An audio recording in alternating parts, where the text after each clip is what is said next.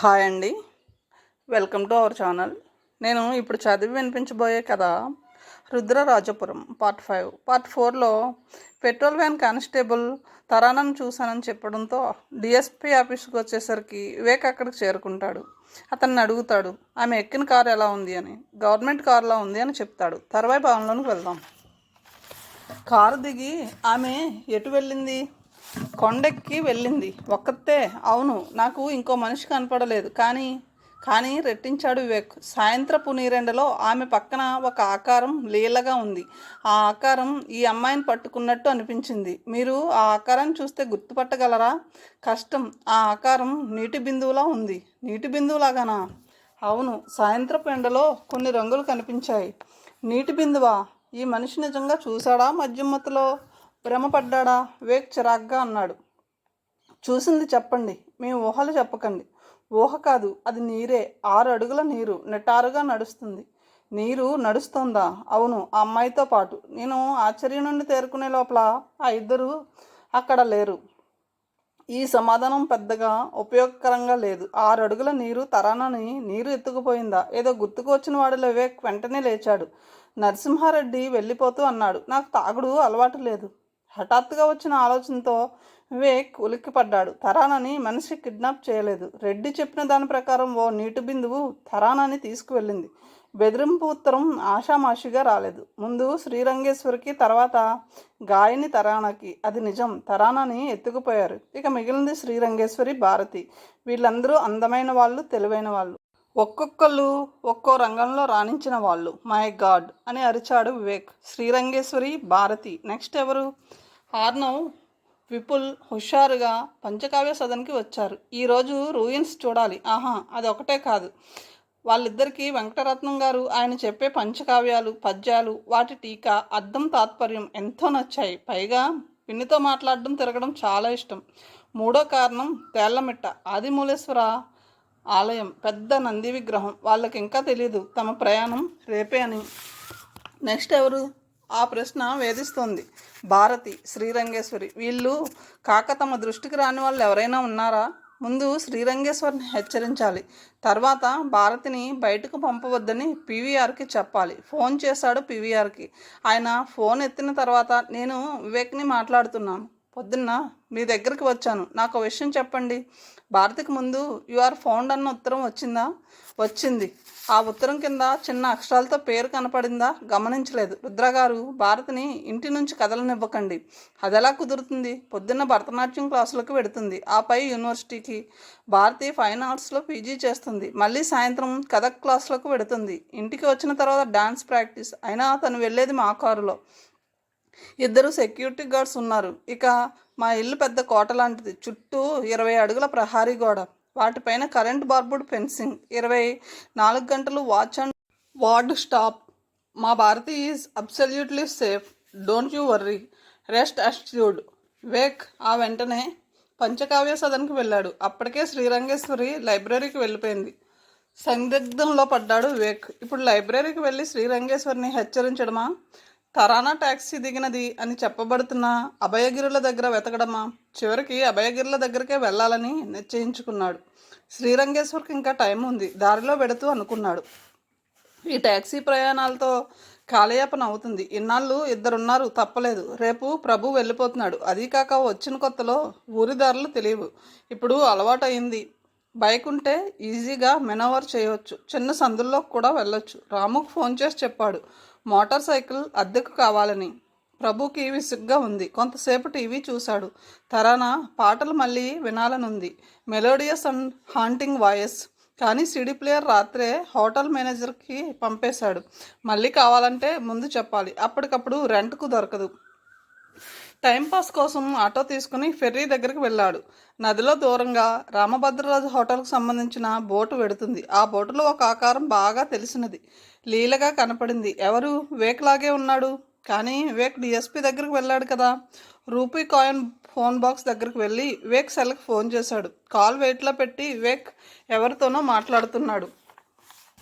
ఏదైనా కండిషన్లో ఉన్న బండి, మధ్యలో ఆగిపోయే లంకనాల బైక్ కాకూడదు. స్లో బండి వద్దు, ఫాస్ట్ పవర్ఫుల్ బండి చూడు రాము. రెంట్ ఎంతైనా ఓకే. వివేక్ రాముతో మాట్లాడుతున్నాడు.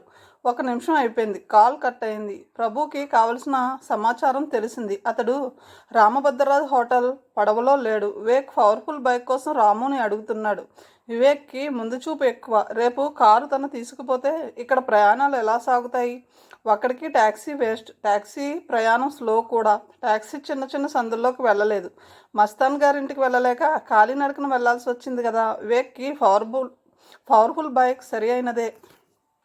పవర్ఫుల్ మ్యాన్కి పవర్ఫుల్ బైక్. పడవలో వివేక్ లాగే ఉండే వ్యక్తి గురించి తాత్కాలికంగా మర్చిపోయాడు ప్రభు. రాముకి చెప్పింది చేయడం అలవాటులా ఉంది, అది జెట్ స్పీడ్లో. ఒక అరగంట టైంలో బ్రాండ్ న్యూ బజాజ్ పల్సర్ బైక్తో వాలిపోయాడు రాము అభయగిరుల బేస్ దగ్గర. సార్ ఇక్కడున్నారేమిటి? తరానని ఇక్కడికే తీసుకొచ్చాడట, కారులో ఎత్తుకొచ్చిన మనిషి. ఇప్పుడు పైకెక్కుతారా? నువ్వు వస్తావా? కుదరదు సార్, ఇప్పటికే మధ్యాహ్నం అవుతుంది. పైన అడవి, అక్కడ చీకట్లు అలుముకుంటాయి. నేను లైబ్రరీ దగ్గర ఈశ్వరి మేడం డ్యూటీ చేయాలి, మీకు తెలుసు కదా. వివేక్కి ఆలోచన రాగానే పివి గారు అభయగిరుల గురించి చెప్పిన విషయాలు జ్ఞప్తికి వచ్చాయి. ఆ పర్వతాల్లో ఏదో శక్తి ఉందని, దానివల్లనే ఏ శత్రురాజు రుద్రరాజపురం వైపు కన్నెత్తి చూసేవారు కాదని కథ ఉంది. ఆ కథలో నిజం ఎంతో తెలుసుకుందామని నేను ఇంకో 2 యువ ఆఫీసర్లు బయలుదేరాలని నిశ్చయించుకున్నాం. ఒకరోజు తెల్లవారుతూ ఉండగా జీప్లో బయలుదేరాం. జీప్ కొండ అంచుల దగ్గర ఆపి కాలినడకన మొదలుపెట్టాం. మా నడుముకి భుజాలకి హేవర్ సాక్ కట్టుకున్నాం. వాటర్ బాటిల్, మందుగుండు ఉండే సంచి, తవ్వడానికి పనికి వచ్చే పోర్టబుల్ స్పీడ్ పార, కంపాస్, రాత్రి పడుకోవడానికి నేల మీద పరుచుకునే గ్రౌండ్ షీట్, బిస్కెట్స్, తక్షణం శక్తినిచ్చే చాక్లెట్స్, టీ బ్యాగ్స్, చిన్న స్టవ్, ఒక సీసాలో కిరోసిన్. వీటితో పాటు లీఫీల్డ్ 303 అసాల్ట్ రైఫిల్, పవర్ఫుల్ భీమ్ లైట్లు తీసుకువెళ్ళాం. ఈ రైఫిల్లో దూరం నుంచే క్రూరముఖాలను భయపెట్టడమో గాయపరచడమో చెయ్యాలి తప్ప చంపకూడదని నా ఆఫీసర్లకి చెప్పాను. తప్పని పరిస్థితుల్లో మాత్రమే చంపవచ్చు. పోలీస్ ఆఫీసర్గా ఇండియన్ వైల్డ్ లైఫ్ యాక్ట్కి విఘాతం కలిగించకుండా జాగ్రత్తలు తీసుకోగలనని నా విశ్వాసం. నాతో 2 యువ ఆఫీసర్లకు కూడా అదే విశ్వాసంతో ఉన్నారు. అన్ని జాగ్రత్తలు కాకపోయినా కనీసం అవసరాలైన బ్యాటరీ లైట్, వేటకత్తి, లాఠీ లేకుండా అడవిలో ప్రయాణం కూడదు. అవును రాము, ఇలా ఉన్న పొలంగా వెళ్ళకూడదు. అందుకే నేను ఆ ప్రయత్నం విరమించుకున్నాను. వివేక్ రాము తెచ్చిన బైక్ స్టార్ట్ చేస్తూ అన్నాడు. మరుక్షణం వివేక్ అభయగిరి కొండల దగ్గర నుండి దూరంగా యూనివర్సిటీ వైపు ప్రయాణిస్తున్నాడు. ప్రభు గెస్ట్ హౌస్కి వచ్చేసరికి ఆర్నవ్, విపుల్ వచ్చేసారు. ఇద్దరు చీర్ఫుల్గా ఉన్నారు. హే కిడ్స్, మనం చూడవలసినవి ఇంకా చూడలేదు. మేము తెల్లమిట్ట చూసాం, పడవ ప్రయాణం చేసాం. సారీ, మిమ్మల్ని తీసుకువెళ్ళడం కుదరలేదు. ఇంకా టైం ఉంది, వెడదామా? పగలంతా తెల్లమిట్ట, పెద్ద గుడులు, చిన్న గుడులు చెడ తిరిగేశారు ఆర్నవ్, విపుల్. ఆ విషయం ప్రభువుకు తెలియదు. మేము అన్నీ చూసేసాం. వాట్, అన్నీ చూసేసారా? నేను అన్నది చెత్త సినిమాలు చూసారా అని కాదు డాడ్. మేము హైమావతి నదిలో ప్రయాణం చేశాం, బీచ్కి వెళ్ళాం, మీరన్న తేళ్లమిట్ట కూడా చూసాం. ఎలా? మీకెవరూ తెలియదు కదా, మా ఏర్పాట్లు మాకున్నాయి అన్నాడు ఆర్నవ్. ఓకే, మన తిరుగు ప్రయాణం రేపు మధ్యాహ్నం లంచ్ చేసి బయలుదేరదాం. ఆ మాట అనగానే ఇద్దరు పిల్లల మొహాల్లో ఆనందం మాయమైంది. రామభద్రరాజు గారి హోటల్ బోటులో వివేక్ పోలికలున్న మనిషిని చూసినట్టు ప్రభు మర్చిపోయాడు. రేపే ప్రయాణం అంటే పిల్లలిద్దరూ చెప్పబడ్డారు. వివేక్ 8ంటికే వచ్చేశాడు. మేము రేపు లంచ్ చేసి బయలుదేరుతాం. ఈరోజు మన ఇన్నోవా కార్ బ్యాటరీ, బ్రేక్స్, టైర్లు, పెట్రోలు పొద్దున్న చెక్ చేసుకుంటాం. పిల్లలను కూడా తీసుకువెడతాను. ఇక్కడ కూర్చొని ఏం చేస్తారు? వివేక్తో చెప్పిన మాటలకి పిల్లలు రెస్పాండ్ అయ్యారు. మాకు పని ఉంది, పొద్దున్న వెళ్ళి లంచ్ టైంకి వచ్చేస్తాం. పొద్దున్నే ఎక్కడికి? మా ఫ్రెండ్స్ మాకుంటారు, మా ఏర్పాట్లలాగే. వెంకటరత్నం స్నానం, పూజ అయ్యేసరికి ఉదయం 7 గంటలు అవుతుంది. బయటకు వచ్చిన ఆయన మ్లానోదనాలతో ఉన్న ఆర్నవ్ విపుల్ని చూసి అన్నాడు, ఇవాళ పొద్దున్నే వచ్చేశారు. పిన్ని ఎక్కడికి తీసుకువెడుతుంది అడిగాడు ప్రసన్నమైన చిరునవ్వుతో. ఎక్కడికి లేదు తాతగారు, మేము ఇవాళ వెళ్ళిపోతున్నాం. మళ్ళీ కలుస్తామో లేదో విచారంగా అన్నారు. వెంకటరత్నం మొహంలో చిరునవ్వు స్థానే విషాద ఛాయ అలుముకుంది. నాకు తెలుసు. గోరువెచ్చటి సూర్యోదయం, పరిమళించే పువ్వులు, సేద తీర్చే చిరుగాలి. వెళ్ళిపోవాల్సిందే. అవి ఎల్లకాలం ఉండవు. ముద్దుగారే చిన్నారులైనా అంతే. సూర్యుడు పరుగు పెడతాడు, పువ్వు వాడిపోతుంది, చిరుగాలి దూరంగా వెళ్ళిపోతుంది. తప్పదు. కలయికలో ఉంటుంది ఎడబాటు. మళ్ళీ ఎప్పుడో ఎక్కడో. నాయనలారా, డగ్గుత్కతో అన్నాడాయన. లోపల నుంచి శ్రీరంగేశ్వరి వచ్చింది. పిన్ని, మేము వెళ్ళిపోతున్నాం అని చెయ్యి పట్టుకుని బోరుమన్నాడు ఆర్నవ్. ఏడవకండి, మళ్ళీ మనం కలుసుకుంటాం. ఆ భగవానుని కరుణ ఉంటే, భారంగా అంది శ్రీరంగేశ్వరి, కళ్ళల్లో ఉబికి వస్తున్న నీటి పొరను కనురెప్పల మాటున దాచుకుంటూ. వివేక్ తొందరగా లేచాడు. మస్తాన్ గారి అమ్మాయి తరానా అభయగిరి కొండల దగ్గర చూశానని నరసింహారెడ్డి చెప్పాడు. తొందరగా వెళ్ళాలన్న ఆతృత రాత్రంతా నిలువరించనివ్వలేదు. ఆమెను ఎక్కడ దాచారో, ఎవరు ఎత్తుకుపోయారో గుర్తుకు వచ్చింది. నీటి బొట్టు, 6 అడుగుల నీటి బొట్టు. పరిశోధనలో ఇలాంటి విచిత్రాలు తారసపడతాయి. ఎవడీ నీటి బొట్టు? ప్రభుకి పిల్లలకి వీడ్కోలు చెప్పి బైక్పై బయలుదేరాడు. వేటకత్తి మోకాలి కింద సాక్స్ పైన పెట్టుకున్నాడు. 32 బోర్ క్యాలిబర్ పిస్టల్ హిప్ హోలిస్టర్తో తగిలించుకున్నాడు. ఒక పాకెట్లో డ్రై ఫ్రూట్స్, సీసాలో నీళ్లు. బైక్ ట్యాంక్ నిండా పెట్రోల్ పోయించాడు. అభయగిరుల దగ్గర నుండి పైకి చూశాడు. కొంతవరకు ఏటవాలుగా ఉంది. పల్సర్ బైక్ మీద కొంత ఎత్తు వరకు ఎక్కవచ్చు. కొంత దూరం వెళ్ళిన తర్వాత ప్రయాణం బైక్ మీద సాధ్యం కాదనిపించింది. ఒక చెట్టు కింద బైక్ పార్క్ చేసి పిస్టల్ కత్తి తడిమి చూసుకున్నాడు వివేక్. ఇంకా ఉదయమే. చెట్ల ఆకుల చివర నుంచి పొగమంచు తాలూకు బొట్లు పడుతున్నాయి. అప్పుడు చూశాడు, ఒక మనిషి తనకన్నా ముందు వెళుతున్నాడు. ఇక్కడికి సామాన్యులు రారని కదా తనకు తెలిసినది. మరి ముందు ఎవరు వెడుతున్నారు? తరానాన్ని ఎత్తుకుపోయిన మనిషా? వేగంగా వెడుతున్న మనిషి వేగాన్ని అందుకోవడం కోసం వేగం పెంచాడు వివేక్. అడ్డుపడుతున్న తుప్పలని, పొదల్ని తప్పించుకుంటూ ముందుకు పోతున్నాడు. తనకన్నా వేగంగా వెడుతున్న ఆ మనిషిని అందుకోవడం సాధ్యం కాదనిపిస్తుంది. ఎత్తు ఎక్కువ అవుతున్న కొద్దీ అడవి సాంద్రత పెరుగుతూ ఉంది. దారి కఠినంగా మారుతుంది. బాటిల్లో నీళ్లు తాగి ముందుకు నడిచాడు. ఇక్కడెక్కడో శిథిలాలయం ఉందని వివి గారు అన్నారే. మేఘాలలో నుంచి పొంచి చూస్తూ ఉంది అభయగిరి శిఖరం. 2 గంటల కాలినడక తర్వాత కనపడింది పాత ఆలయం. ఇక్కడి నుంచే నిషిద్ధ ప్రాంతం. ప్రభుత్వం చేసిన నిషిద్ధం కాదు, ఎవరో చేసినది. ఆయుధాలు పనిచేయవట, నిస్సత్వ ఆవహిస్తుందట. అది ప్రాణవాయువు తగ్గడం వల్ల అలా అనిపిస్తూ ఉండవచ్చు కదా. వివి గారి మాటలు చెవుల్లో గింగురుమంటున్నాయి. మేము పెట్టుకున్న ఎలక్ట్రానిక్ వాచీలు ఆగిపోయాయి. అనుమానం వచ్చి హై బీమ్ బ్యాటరీ లైట్లు వెలిగించి చూసాం, వెలగలేదు. మా రైఫిల్ గన్స్ పేలుతాయా అన్న సందేహము వచ్చింది. శత్రురాజుల ఫిరంగులను నిర్వీర్యం అయిపోయాయని, అదే కారణం వల్ల రుద్రరాజపురం అజేయంగా నిలిచిందని కథనాలు ఉన్నాయి కదా. అవి నిజమా కాదా అని పరీక్ష చేద్దామని మా గన్స్ పేల్చి చూసాం, పేలలేదు. ట్రిగ్గర్ మెకానిజం జామ్ అయింది. ముందు నడుస్తున్న మనిషి కనుమరుగయ్యాడు. వీడి వేగం అందుకోలేకపోతున్నాడు తను. ఎవడో విదేశీ పర్వతారోహకుడు అయి ఉంటాడు. శ్రీరంగేశ్వరి లైబ్రరీలో ఉన్న పిల్లలే గుర్తుకు వస్తున్నారు. వాళ్ళు మధ్యాహ్నం బయలుదేరుతున్నామన్నారు. ఈ పాటికి వెళ్ళిపోయి ఉంటారా? అప్పుడే ప్రభు నడుపుతున్న ఇన్నోవా కారు రుద్రరాజపురం పొలిమేర దాటి తూర్పు రోడ్డుల్లో ప్రవేశించింది. దూరంగా హైమావతి నది సన్నని గీతలా మారి మాయమైంది. మాట్లాడకుండా కూర్చున్న పిల్లలిద్దరినీ హుషారు కలిగించడానికి ప్రభువు నిశ్చయించుకున్నాడు. అప్పుడు గుర్తుకు వచ్చింది ఆర్నవ్ ప్రశ్న. మహాభారతం ఎవరు రాశారు? అది చిన్న పిల్లాడి లెవెల్. ఇది కూడా తెలియకుండా ఎలా అయ్యావురా స్మార్ట్ కిడ్వి? విను, మహాభారతాన్ని వేదవ్యాస మహర్షి రాశాడు. తప్పు, మహాభారతం వేదవ్యాసుడు రాయలేదు. ఇప్పుడు చెప్పరా, మన ఊర్లో నువ్వు అడిగిన ప్రశ్న. ఇన్నాళ్ళు నేను మర్చిపోయాను. మహాభారతం ఎవరు రాశారు? నాకు నీ సమాధానం నచ్చితే నీకు 1000 రూపాయలు గిఫ్ట్ ఇస్తా. పిల్లల్లో కొంత కదలిక, విషాదాలు. పెద్దలను వెంటాడుతున్నట్టు పిల్లల్ని వెంటాడువు. వాళ్ళు బాధను తొందరగానే మర్చిపోతారు. వినాయకుడు రాశాడు. ఆర్నవ్ మౌనం వీడి చెప్పాడు. నిజంగా? మహాభారతం ఎవరు రాశారంటే 199 మంది నాలాగే చెప్తారు. రచన వేదవ్యాసుడిది, రాత వినాయకుడిది. అవును రోయ్, నువ్వు చెప్పిన సమాధానంలో లాజిక్ ఉంది. నువ్వు వేలల్లో ఒకడివి. మరి నా 1000 ఇస్తాను. ప్రతిభకి మేధస్సుకి తగిన విలువ ఇస్తాడు ఈ ప్రభు. వివేక్ నడక అడవిలో కొనసాగింది. మధ్యాహ్నానికి ఆదిమూలేశ్వర ఆలయం కనపడింది. వివి గారు చెప్పినట్టే శిలాశాసనం అక్కడ. భయపడితే యమయాతన, గిజురు రుచులు లుప్తమవుతాయి. గిజురు అనే తెలుగు పదం ఇప్పుడెవరూ వాడడం లేదు. గిజురు అంటే పండ్ల గుజ్జు. తెలుగు భాషలో కొన్ని పదాలు వాడుకలో లేక కనుమరుగయ్యాయి. చెలువము, నెర, చెంగల్వ మువ్వలు అంటే అర్థం కాదు కొందరు తెలుగువారికి. ఇలాంటి పదాలు మరుగున పడిపోయాయి. ప్రతి భావానికి తెలుగు భాషలో సమృద్ధిగా పదాలు ఉన్నాయి. అలవాటు పడేంత వరకు కొత్తగా కనపడతాయి. అందుకే ఈ ఇంగ్లీష్ కుంటికర్ర ఆసరా. నడినెత్తికి వచ్చాడు సూర్యుడు. కొన్ని డ్రై ఫ్రూట్స్ తిని నీళ్లు తాగి వెపన్స్ సరిచూసుకున్నాడు. ఇక్కడ నుంచే మానవాతీతమైన అనుభవాలు సాకృతమవుతాయి. 4 అడుగులు వేశాడు లోపలికి. పిస్టల్ తీసి గాలిలో ఫైర్ చేశాడు. ఫైర్ కాలేదు. తల తిరుగుతున్నట్టు అనిపించింది. అక్కడ కూలబడ్డాడు. మైకం వివేక్ని చుట్టుముట్టింది. నేల మీద వెల్లకిలా పడిపోయాడు. స్పృహ కోల్పోతూ చూశాడు. ముఖానికి అభిముఖంగా పరిచయమున్న మొహం. మీరా అన్నాడు ఆశ్చర్యంగా.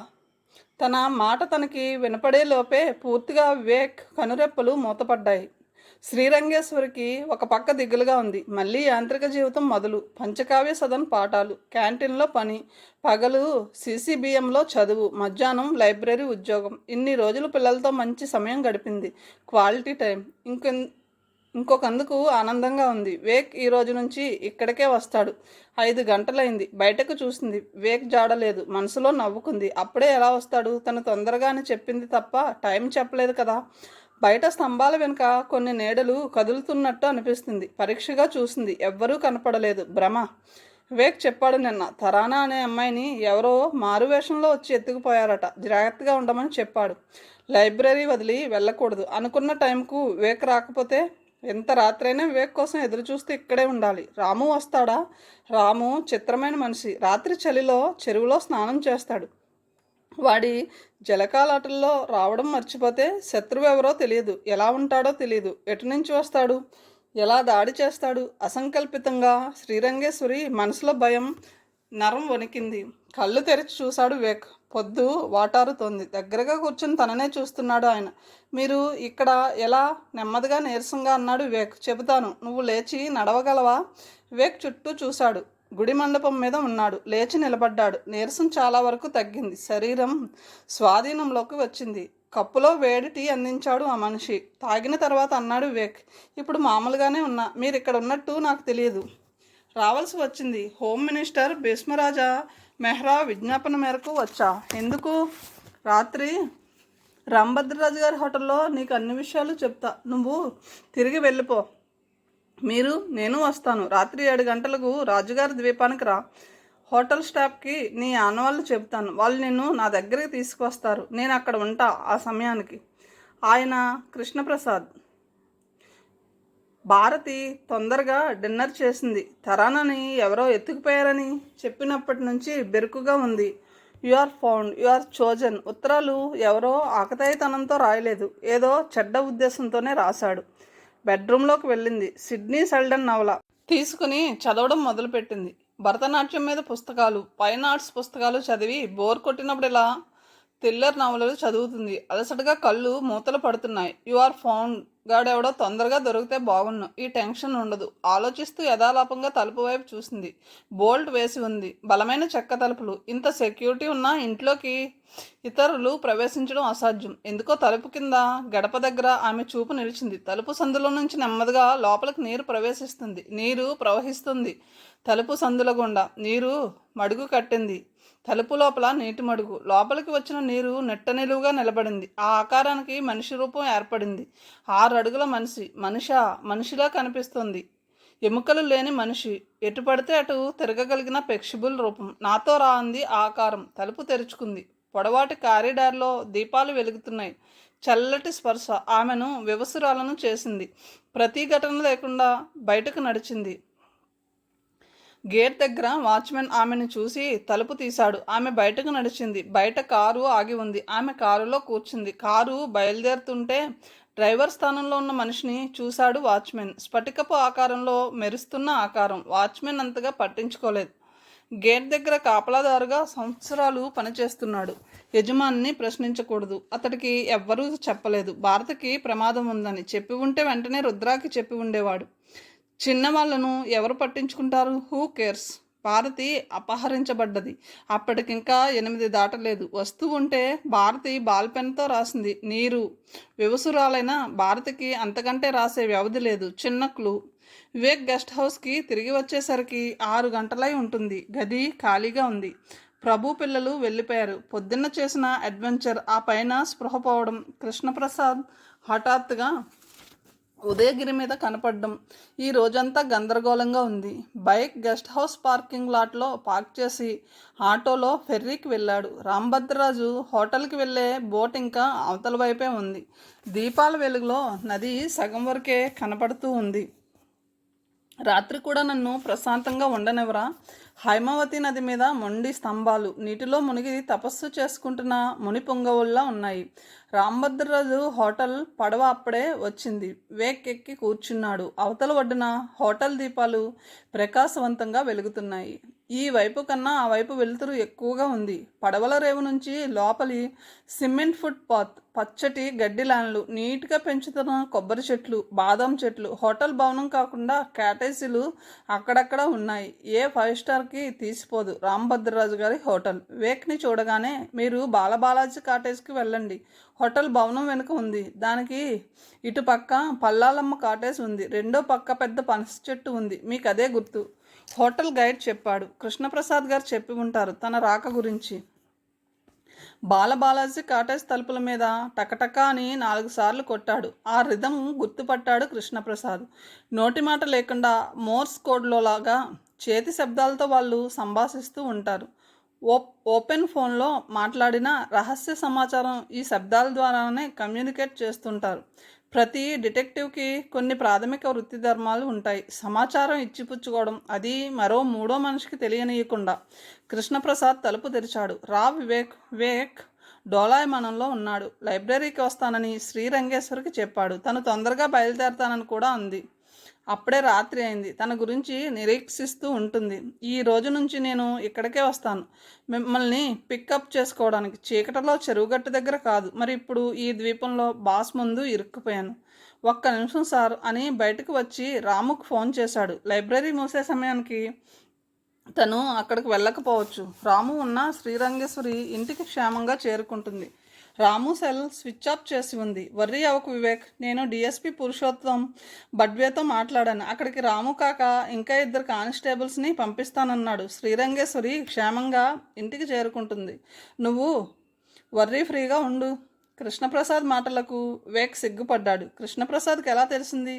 కృష్ణప్రసాద్ లోపలికి వెళ్ళాడు. అనుసరించాడు వివేక్. ఇప్పుడు పెద్ద ముప్పే వచ్చింది. రుద్రరాజపురం జలసమాధి కాబోతుంది. అది ప్రయారిటీ అంశం.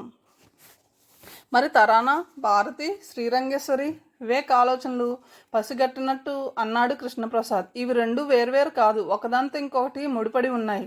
అప్పుడే రాంభద్రరాజు గారు అక్కడకు వచ్చాడు. తెల్లటి కద్దరు జుబ్బ, అదే కద్దరు ప్యాంటు, పైన జరీ కండువ. 50 ఏళ్ల వయసు ఉంటుంది. పెద్ద మీసాలు, ఏ కష్టానికి చెదరని నిబ్బరం ఉన్న మనిషిలా ఉన్నాడు. వివేక్ గారు, మా హోటల్కి వచ్చినందుకు కృతజ్ఞతలు. మీరు భోజనానికి హాల్లోకి వస్తారా, ఇక్కడికే పంపమంటారా? ఇక్కడికే పంపండి, కృష్ణప్రసాద్ చెప్పాడు. ఇదిగోనండి రాత్రి మెను, మీకు కావాల్సింది ఫోన్ చేసి చెప్పండి, అన్నీ పంపమన్నా పంపిస్తాను. మెనూ కార్డు చూశాడు వివేక్. తెలుగు లిపిలో ప్రింట్ అయిన మెనూ కార్డు అది.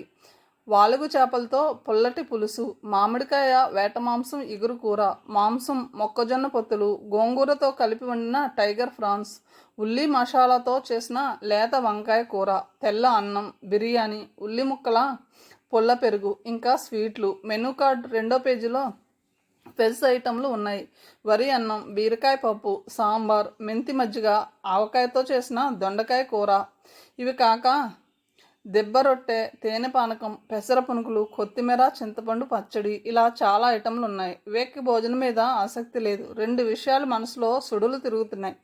శ్రీరంగేశ్వరి క్షేమంగా ఇంటికి పెడుతుందా? కృష్ణప్రసాద్ ఇంత రహస్యంగా ఇక్కడికి రావాల్సిన అవసరం ఏమిటి? రుద్రరాజపురం జలసమాధి అంటారేమిటి?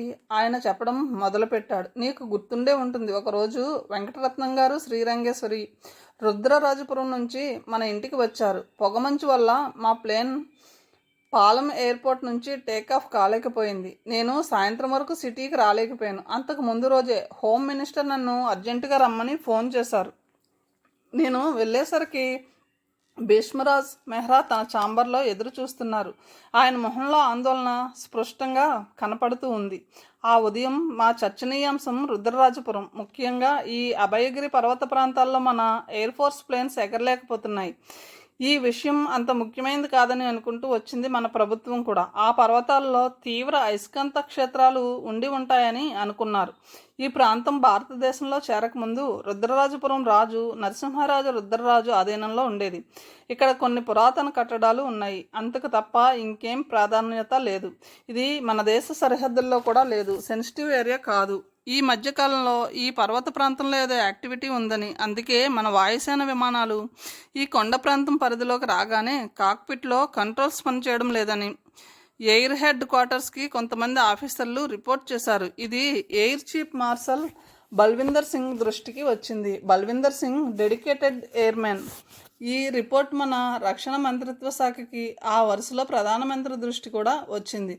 దేశమంతా తన ఎయిర్మేప్ ఆధీనంలో ఉండగా ఈ చిన్న ప్రదేశం అకిలీస్ హీల్లా బలహీనమైన ప్రదేశంగా ఉండడం బల్విందర్ సింగ్కి మింగుడు పడడం లేదు.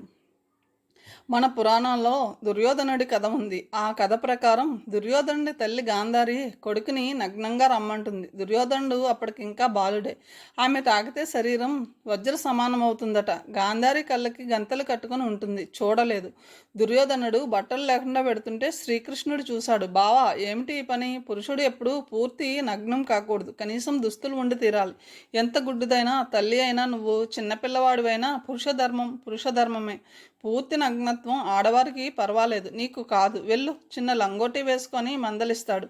అది శ్రీకృష్ణ మాయ. ఆ మాయే దుర్యోధనుడి చావుకి కారణమైంది. చిన్న చిన్న విషయాలే కదా అని అశ్రద్ధ చేస్తే అవే పెద్ద ప్రమాదాలకు దారితీస్తాయి. అందుకే బల్విందర్ ఈ విషయాన్ని తేలిగ్గా వదిలిపెట్టదలుచుకోలేదు. అభయగిరులను బాంబింగ్ చేయాలని ప్రతిపాదన పంపాడు. అప్పుడు ఒక వింత జరిగింది. అర్ధరాత్రి భీష్మరాజ్ బెడ్రూమ్లో అలికిడి అయింది. ఆయన భవనం హై సెక్యూరిటీ జోన్లో ఉంది. 3 అంచెల సెక్యూరిటీ చెక్కింగ్ జరుగుతుంది లోపలికి.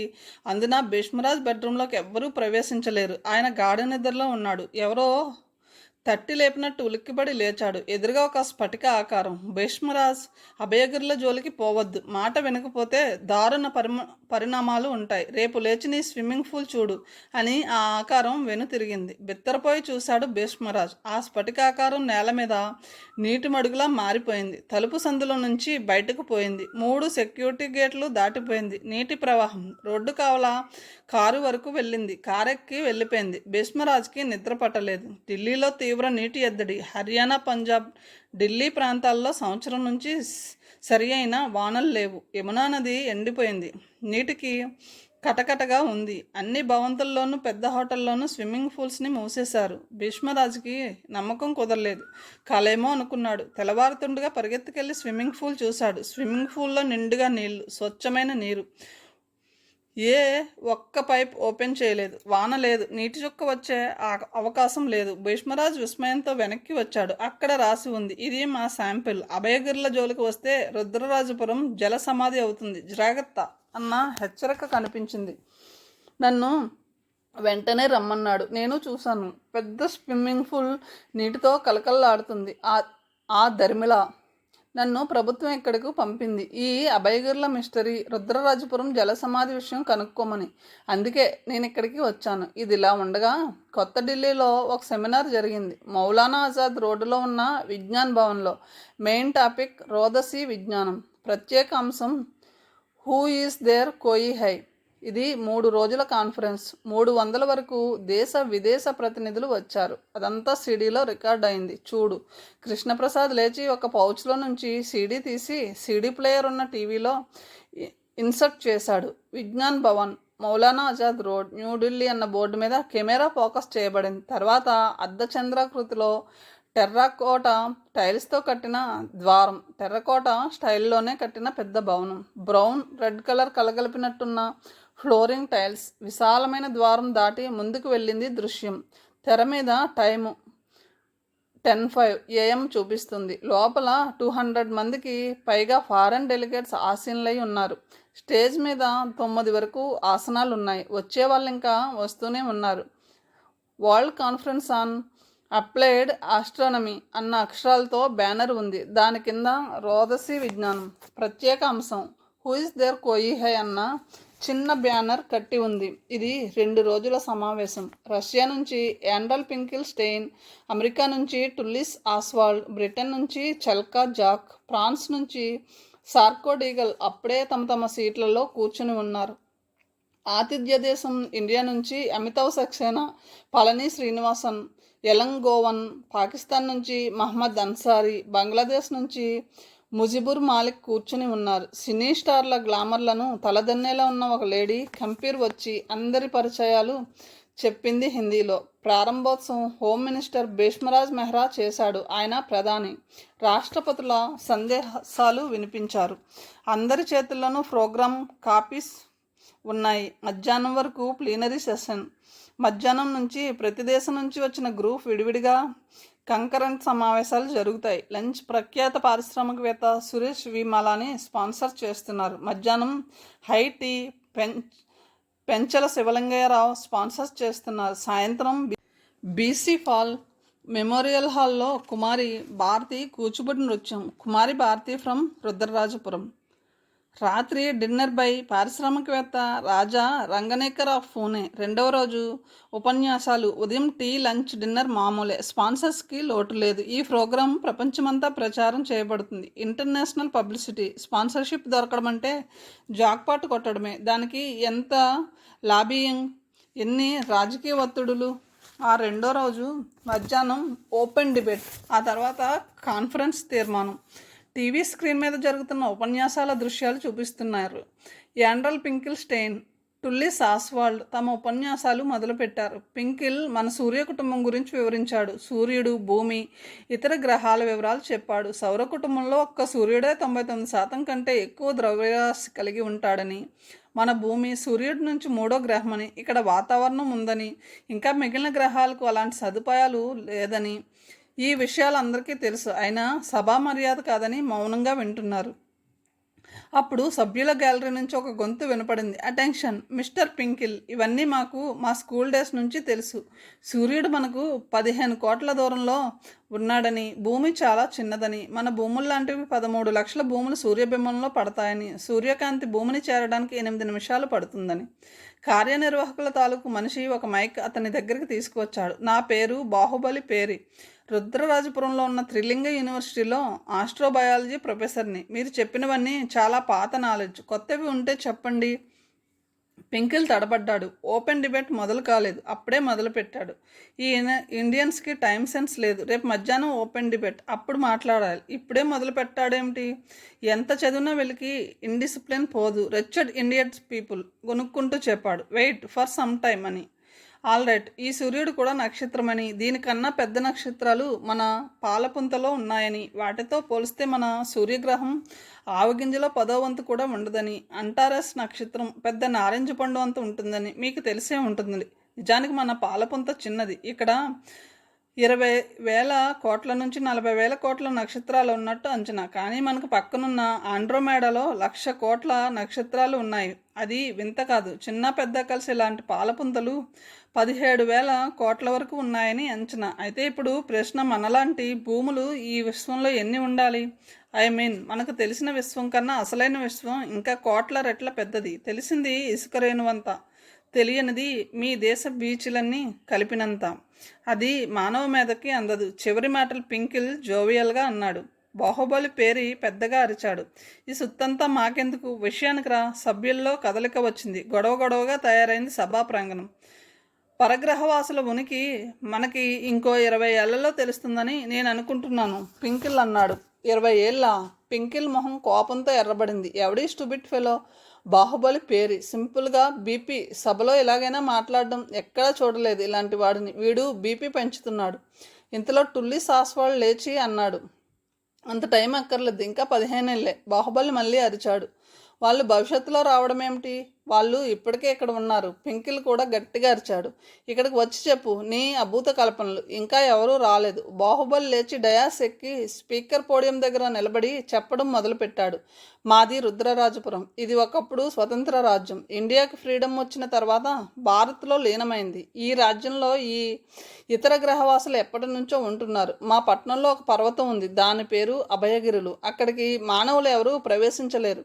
అది వారి నివాసం. అక్కడికి మా వాయుసేన విమానాలు కానీ పదాతి దళం కానీ ప్రవేశించలేవు. అక్కడ ఏ ఫైర్ ఆర్మ్స్ పని చేయవు. అక్కడికి చేరిన మనిషి నిర్వీర్యుడు అవుతాడు. పింకిల్ ఉగ్రస్వరంతో అన్నాడు. నువ్వు రుజువు చేయగలవా? ఉన్నాయి రుజువులు. మా పట్టణానికి దగ్గరగా హైమావతి నది ఉంది. దాని మీద వంతెన నిర్మాణం చేయాలని మా ప్రభుత్వం సంకల్పించింది. అది పూర్తి కాలేదు. మీ దేశంలో ఇవి మామూలే, ఎందుకంటే మీ దేశం అవినీతిమయం. ఇక్కడ ఇంతే. నేను ఇందిరాగాంధీ ఇంటర్నేషనల్ ఎయిర్పోర్ట్లో దిగినప్పుడే నాకు అనుభవం అయింది. మీ కస్టమ్స్ శాఖ వాళ్ళు ఎంత కరప్టో. Mister పింకిల్, challenge. నువ్వు హైమావతి నది వంతెన దగ్గరికి తీసుకువెడతాను, చూద్దువు కానీ. ఆ నదిలో వంతెన కోసం కట్టిన స్తంభాలు పరిశీలిస్తే తెలుస్తుంది. స్తంభం చుట్టూ కొలత దాదాపు 264 అడుగుల వరకు ఉండొచ్చు. 42 అడుగుల వ్యాసార్థం. కాంక్రీట్వి. వాటిని వెన్నను కత్తితో కోసినట్టుగా కోసారు. అది మానవ మాతృల వల్ల కాదు. ఇది ఒకటి చాలు. ఫూరిష్. స్తంభాలు కట్టడానికి విరగొట్టడానికి వాళ్ళు రారు. మిస్టర్ పింకిల్, ఇది నీ దేశంలో సాధ్యమా?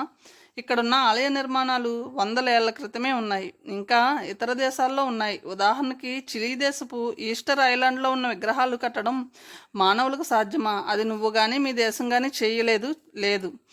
Be in your limits. మా దేశం గురించి మాట్లాడితే నాలుక చీరేస్తా. నువ్వే లిమిట్లో ఉండు. నువ్వు చెప్పేవి సత్య దూరాలు. ఇక్కడికి ప్లేన్లో వచ్చి లగ్జరీ హోటల్లో ఉంటూ పడి తింటూ పోచుకోలు కబుర్లు చెప్పకు. చూస్తూ ఉండు. నీకు దిమ్మ తిరిగిపోయేటట్లు చేస్తా. అలా చేయకపోతే నా పేరు బాహుబలి పేరీ కాదు. పింకిల్ కోపంతో ఊగిపోతూ బాహుబలి చెంప మీద ఒక్కటి ఇచ్చాడు. తర్వాత కెమెరాల దృశ్యాలు చిందరవందరగా అయిపోయాయి. సీడీలో ఇంకేమీ లేదు. తలుపు మీద టక్టకమని శబ్దం అయింది. రాంభద్రరాజు భోజనం పంపించాడు. కృష్ణప్రసాద్ చేతులు కడుక్కొని తిరిగి వచ్చి అన్నాడు. అలా రసాభాసగా ముగిసింది ఈ మీటింగ్. ఇంతకుముందు ఎప్పుడూ జరగలేదు. ఇలా అవుతుందని ఎవరూ ఊహించలేదు. బాహుబలిని పోలీసులు అరెస్ట్ చేశారు. ఈ సమాచారం మినిస్ట్రీ ఆఫ్ ఎక్స్టర్నల్ అఫైర్స్కి, హోమ్ మినిస్ట్రీకి తెలిసింది. అక్కడ చూస్తున్న మిగిలిన సైంటిస్టులు స్తంభించిపోయారు. కొట్టింది పింకిల్, అరెస్ట్ అయింది భారతీయ ప్రొఫెసర్. 7 గంటలు దాటింది. శ్రీరంగేశ్వరిలో టెన్షన్ మొదలైంది. ఈరోజు తొందరగా వెళ్ళాలనుకుంది. వివేక్ వస్తానన్నాడు. ఏ కారణం చేతైనా రాకపోతే ఈ రాము ఎక్కడ ఉన్నాడు? ఆ టైంలో డిఎస్పి పురుషోత్తం బడ్వే కృష్ణప్రసాద్తో మాట్లాడుతున్నాడు. వివేక్ మీతో ఉన్నాడు కాబట్టి యూనివర్సిటీకి వెళ్ళలేదు, అంతే కదా? మీరు శ్రీరంగేశ్వర విషయంగా నిశ్చితంగా ఉండండి. ఇప్పుడే 2 కానిస్టేబుల్స్ను పంపుతున్నాను. ఓకే, రేపు కలుద్దాం. పురుషోత్తమ ఇద్దరిని యూనివర్సిటీకి వెళ్ళమన్నాడు. సార్, ఇప్పుడే బయలుదేరుతాం. మేడం వాళ్ళని ఇంట్లో దింపుతాం. సెల్యూట్ చేసి వాళ్ళు మోటార్ సైకిల్ మీద బయలుదేరారు. హుషారుగా వాళ్ళు మోటార్ సైకిళ్ళు బయలుదేరాయి, కానీ అవి యూనివర్సిటీ వైపు వెళ్ళలేదు. భోజనం పూర్తి అయిన తర్వాత కృష్ణప్రసాద్ అన్నాడు. ప్రొఫెసర్ బాహుబలి చెప్పినది హోమ్ మినిస్ట్రీస్ భీష్మరాజు స్వయంగా విన్నాడు. అతన్ని చూశాడు. అతను చెప్పింది నిజం. అంతకుముందే రుజువు అయింది. అరెస్ట్ అయిన ప్రొఫెసర్కి బెయిల్ ఈజీగానే దొరికింది. ఢిల్లీ విడిచి ఆయన ఆ రోజే వెళ్ళిపోయాడు. ఆ ప్రొఫెసర్ ఆచూకీ తెలుసుకొని భీష్మరాజ్ అడిగాడు. అందుకే ఇక్కడికి వచ్చాను. నా ఎంక్వైరీలో తెలిసింది ఇతను ఒక విచిత్రమైన మనిషి అని, కోపిష్టి అని తేలింది. యూనివర్సిటీలో ఎవరితోనూ ఇతనికి మంచి సంబంధాలు లేవు. ఇంట్లో భార్య, 2 పిల్లలు ఉన్నారు. వాళ్ళతో కూడా పడదు. ఈయనకు డ్రింక్ అలవాటు ఉంది. పైగా వీర శివభక్తుడు. విశ్వవిద్యాలయం వారు ఇతన్ని ఉద్యోగంలో నుంచి తీసే సాహసం చేయలేరు. ఆస్ట్రోఫిజిక్స్లో జీనియస్, మంచి ఉపన్యాసకుడు. మిగిలిన వాళ్ళలో ఎలా ఉన్నా తన స్టూడెంట్స్తో అన్యోన్యంగా ఉంటాడు. వాళ్ళకి ఈయన దేముడు. ఆఖరికి ఆయన చిరునామా సంపాదించాను. ఎక్కడ ఉన్నాడు? ఈ ద్వీపంలోనే రాంభద్రరాజు గారి కుటీరంలో ఉన్నాడు. దాని పేరు భూలింగేశ్వర కాటేజ్. ఇప్పుడు మనం ఆయన్ను కలుసుకోబోతున్నాం. నీకు విషయం తెలుసా? ఈయన ఎవరికి ఇంటర్వ్యూ ఇవ్వడు. రాజుగారు మన కోసం మేనేజ్ చేశారు. ఒక యంగ్ మ్యాన్ మీతో మాట్లాడతాడు అని చెప్పాడు. ఆయనకు నీ పేరు చెప్పాడు. నా దగ్గర నీ ఫోటో తీసుకుని చూపించాడు. ఆయన వెంటనే ఓకే అన్నాడు. అంటే నేను రావాలా? అది కంపల్సరీ. ఆ సెల్ తీసుకురాకు. ఆయనకి సెల్ శబ్దాలు పడవు. తిక్క ప్రొఫెసర్ అని చెప్పాను కదా. ఇద్దరు కాలినడకన బయలుదేరారు. కథను ఎంతటితో ముగిస్తున్నాను. తిరిగి తర్వాయి భావంతో కలుద్దాం. Thank you so much.